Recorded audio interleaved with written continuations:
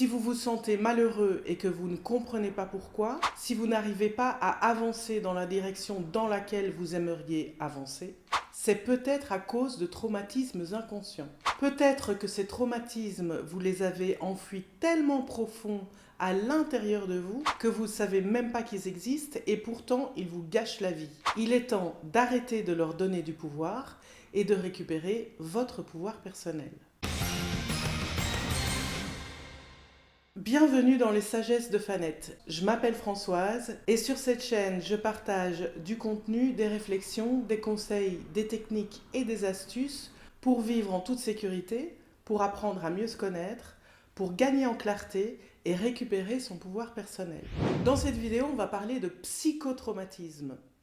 Parce que le traumatisme, ça peut aussi être le résultat physique d'un accident, d'un attentat, d'une agression. Ça peut être les résultats de blessures physiques. Là, dans ce cas-ci, dans cette vidéo, on va parler de psychotrauma, donc de blessures psychologiques.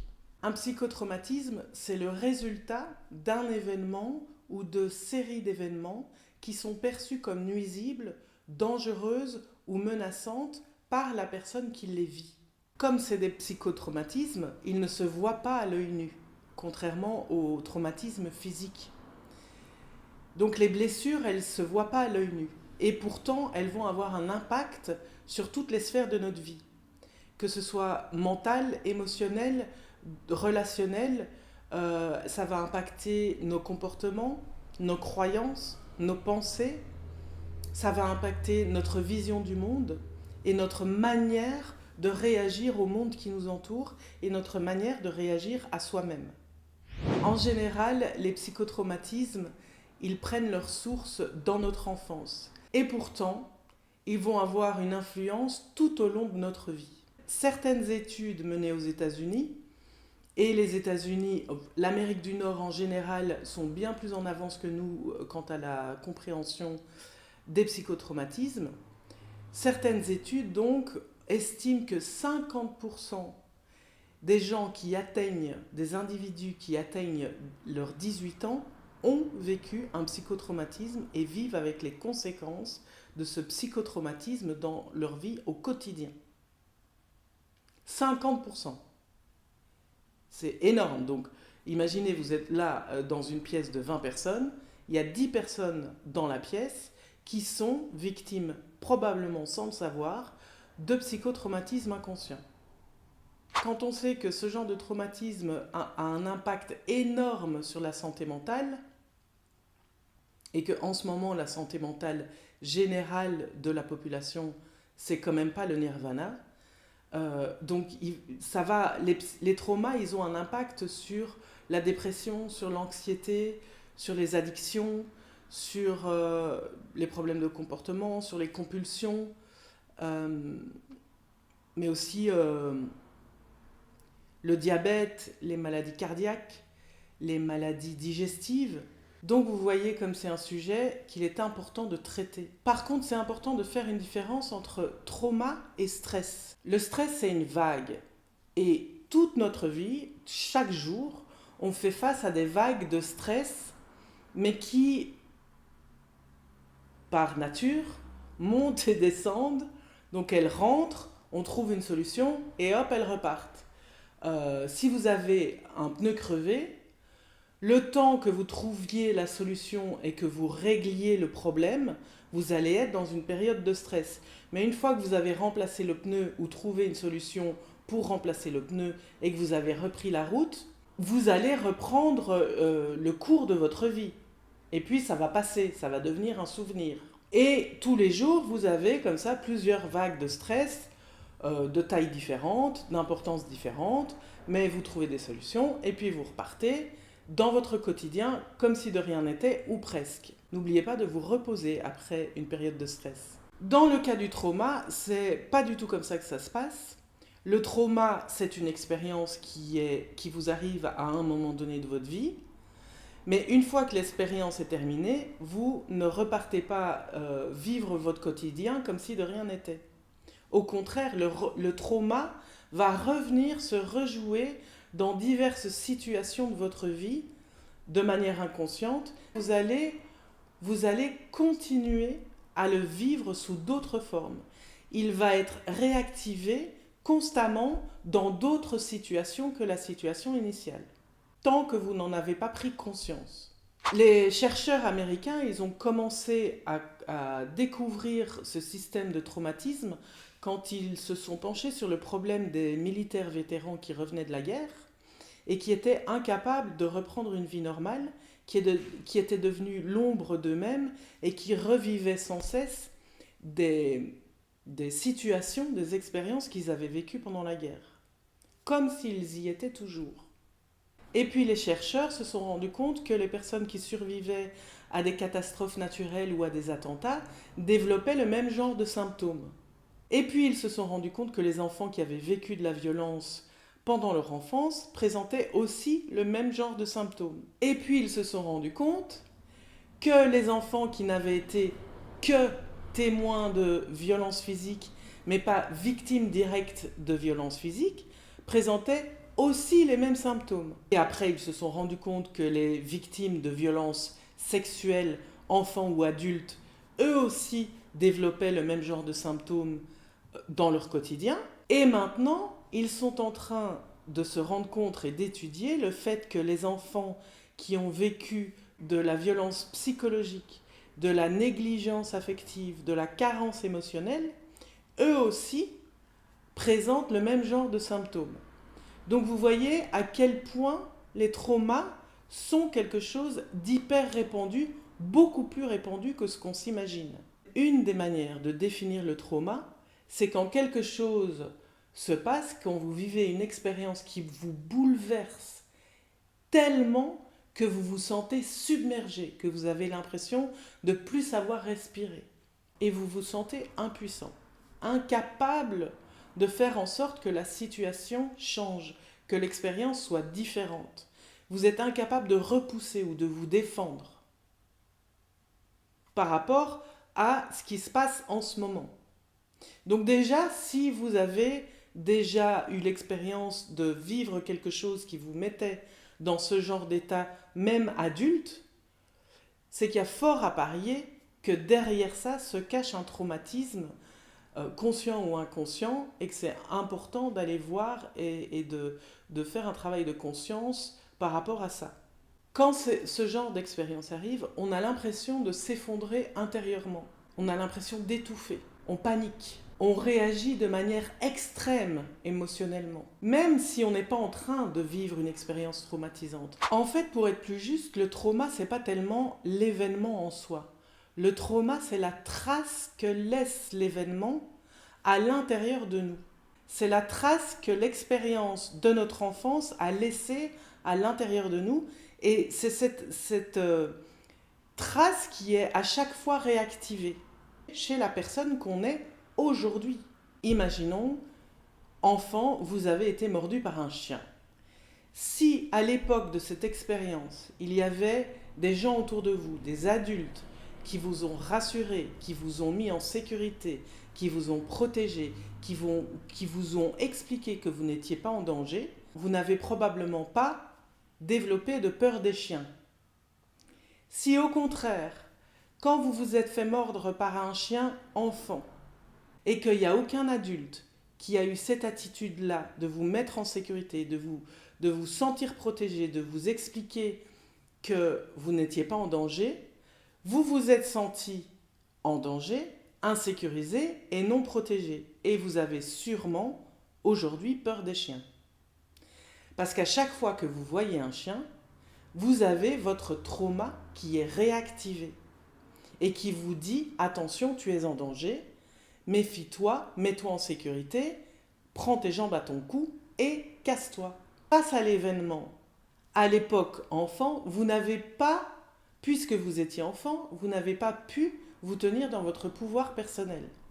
Vous n'avez pas pu vous mettre en sécurité vous-même.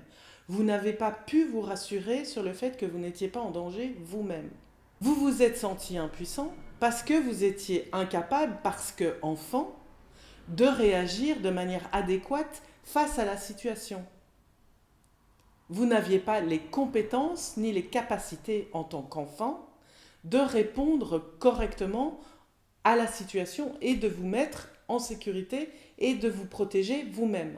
Ça a déclenché une émotion de peur, puisque la peur, je le rappelle, c'est le signe que vous avez besoin de vous mettre en sécurité et de vous protéger.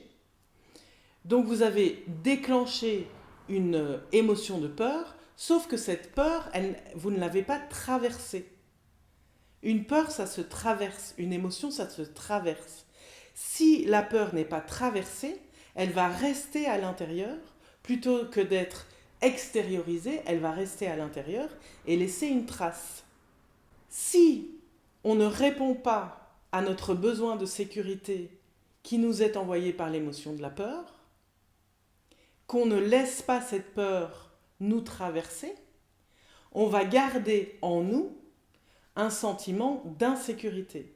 Et à chaque fois qu'on va rencontrer un chien, ce sentiment d'insécurité, cette peur, ce traumatisme va être réactivé. Si vous n'avez pas vu la vidéo que j'ai faite sur les 6 émotions primaires chez l'être humain, je vous laisserai le lien en description et en commentaire de celle-ci. Elle explique très bien à quoi sert la peur. Et les émotions en général d'ailleurs.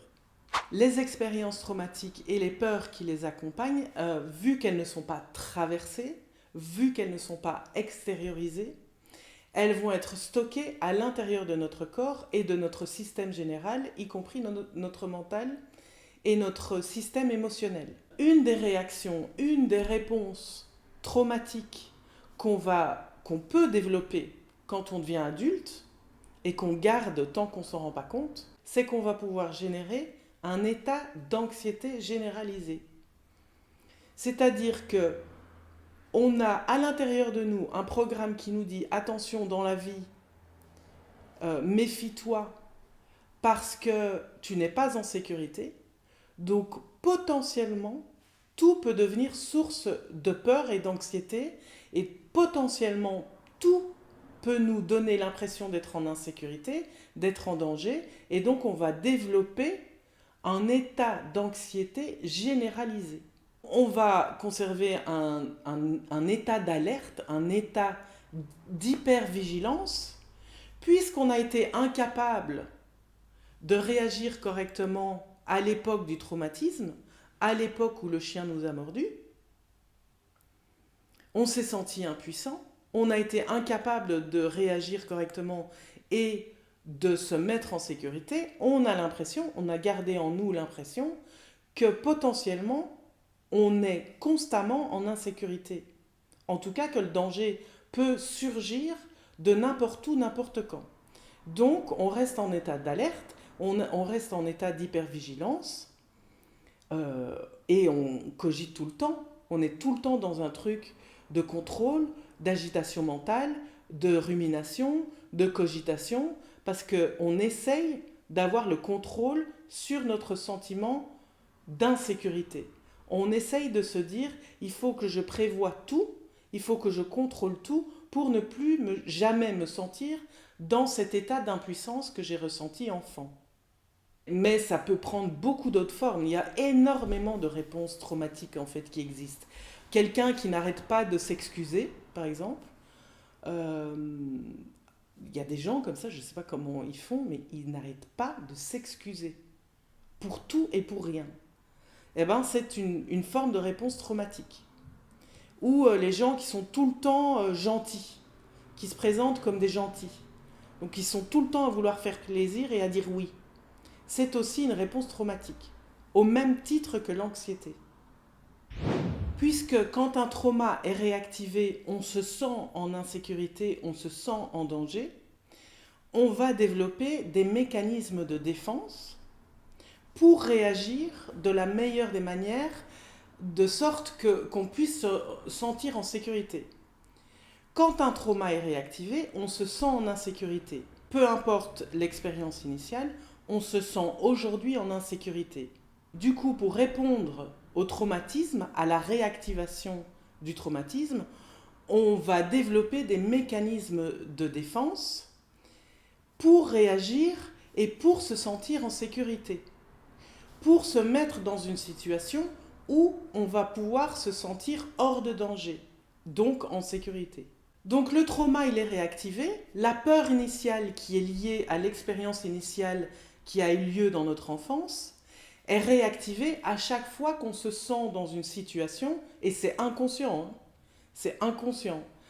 Mais à chaque fois qu'on se sent dans une situation où notre inconscient réagit et a l'impression qu'on est en insécurité et qu'on est en danger, il va réactiver le trauma. Et nous, on va mettre en place des mécanismes de réponse traumatique, des mécanismes de défense. Et ça se joue. Si vous avez été mordu par un chien, il ne faut pas forcément rencontrer un chien dans la rue pour que le traumatisme soit réactivé. Peut-être qu'en regardant une image, je sais pas moi, je sais pas pourquoi je pense au roi lion, mais je pense, imaginons quand vous voyez le roi lion, quand il y a les hyènes qui sont en train d'être des hyènes, peut-être qu'à ce moment-là, votre trauma il va être réactivé. J'essaye de donner un exemple pour vous dire qu'il ne faut pas que l'expérience qui réactive le trauma ressemble forcément à l'expérience initiale qui a créé le traumatisme. Et donc quand l'expérience d'aujourd'hui qui réactive le traumatisme envoie le signal à votre inconscient, à votre cerveau que vous êtes en danger, vous allez répondre en mettant en place un mécanisme de défense traumatique. Il existe 6 mécanismes de défense traumatique. On va commencer par les 3 plus connus. Premier mécanisme de défense, l'attaque. Quand le trauma est réactivé, on réagit avec une posture, un positionnement d'agressivité. On est dans un combat, on est dans le conflit, on est dans l'agression, on est dans l'insulte, on peut même être dans de la violence physique. Deuxième mécanisme de défense traumatique, la fuite. On s'enfuit, on s'encourt, on prend ses jambes à son cou, on disparaît, on part. On fuit le danger. Ça, c'est moi, ça.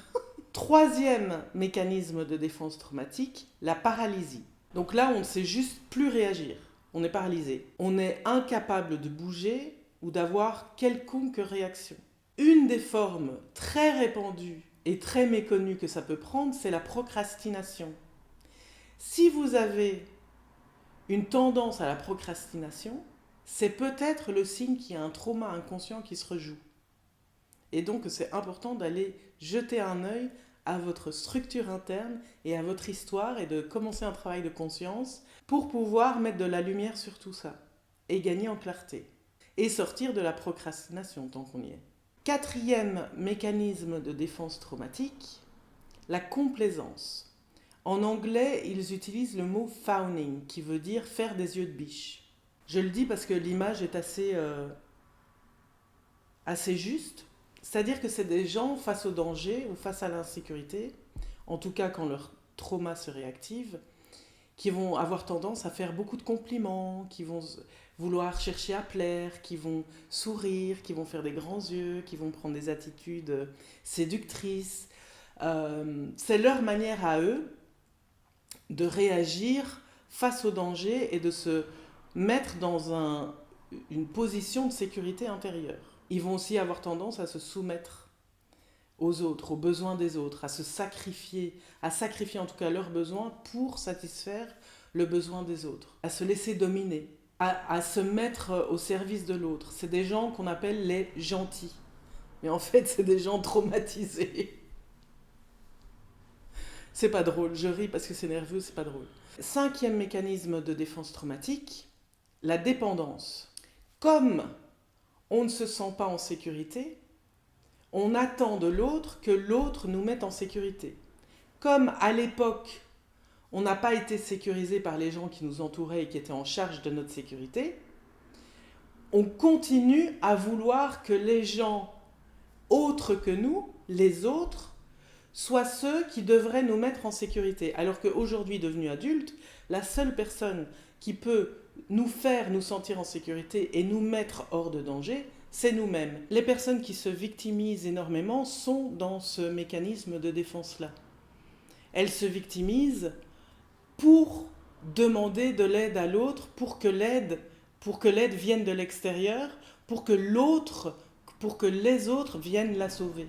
Et alors il y a un 6e mécanisme de défense qui est hyper méconnu, qui est l'effondrement. Donc ça, c'est les gens qui s'évanouissent. Quand c'est un effondrement physique ou un effondrement psychologique, intérieur, émotionnel, où c'est des gens qui se replient complètement sur eux-mêmes et qu'il n'est plus possible d'atteindre. Parce qu'ils sont tellement à l'intérieur d'eux-mêmes qu'on n'est plus capable de rentrer en contact avec eux.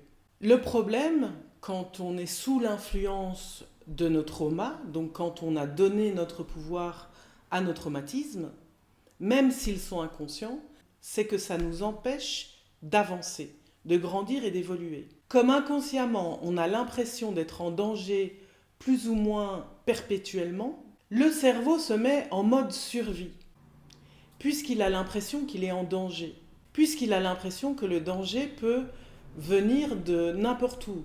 Si le cerveau est en mode survie, il est incapable de faire preuve de souplesse. Il devient absolument résistant au changement. Il résiste au changement.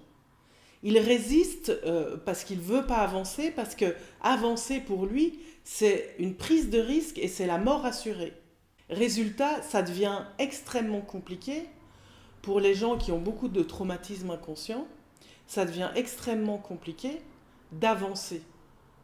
Ça devient extrêmement compliqué de s'engager auprès de soi, de s'engager auprès des autres, de s'engager auprès d'un projet, de s'engager dans des objectifs, dans la réalisation d'objectifs.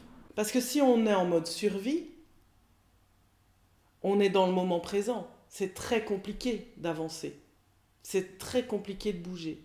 Et c'est très compliqué de voir à plus long terme. Et puis quand on est en mode survie, on est centré sur soi, puisque la priorité, c'est de survivre. Donc c'est très difficile de faire preuve d'empathie envers les autres. C'est très difficile d'être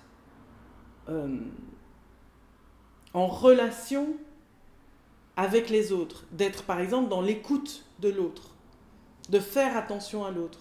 C'est très compliqué quand on est en mode survie et en mode réponse traumatique, d'écouter ses émotions. C'est très compliqué d'écouter ses besoins fondamentaux, d'être à l'écoute de son corps, d'être connecté à son corps, d'être connecté à ses sensations corporelles. C'est très compliqué quand on est traumatisé de prendre du plaisir ou de faire l'expérience du plaisir ou de la joie. Quand on est traumatisé, on n'est plus dans son pouvoir personnel. Nos traumatismes ont pris le pouvoir, ou plus exactement, on a donné notre pouvoir à nos traumatismes. C'est pour ça, et c'est toujours le même système, que si vous vous rendez compte que vous avez des traumatismes inconscients, de commencer un travail de conscience, de commencer à aller vous poser les bonnes questions et à commencer à trouver des réponses avec un travail de conscience. Parce qu'il n'y a que comme ça que vous allez pouvoir créer pour vous-même un environnement sécurisé et sécurisant pour vous. Parce que la seule personne qui va pouvoir le faire, c'est vous. Et c'est ça le pouvoir personnel. Vous avez ce pouvoir qui vous appartient de créer l'environnement qu'il vous faut à vous pour vous sentir sécurisé et en sécurité. Voilà, il n'y a plus qu'à. Si ce genre de contenu vous intéresse et que vous avez envie d'approfondir, abonnez-vous à la chaîne. Comme ça, vous serez tenu au courant des prochaines vidéos qui sortent sur le sujet. Et vous pouvez aussi vous inscrire à la newsletter Les Sagesses, que j'envoie toutes les semaines avec du contenu que je ne partage pas sur YouTube, mais aussi des pistes de réflexion, des invitations à l'introspection, des questions pour commencer le travail de conscience et des exercices pratiques pour récupérer son pouvoir personnel. Vous trouverez le lien d'inscription dans la description de cette vidéo et en commentaire. Je vous dis à bientôt et d'ici là, prenez soin de vous.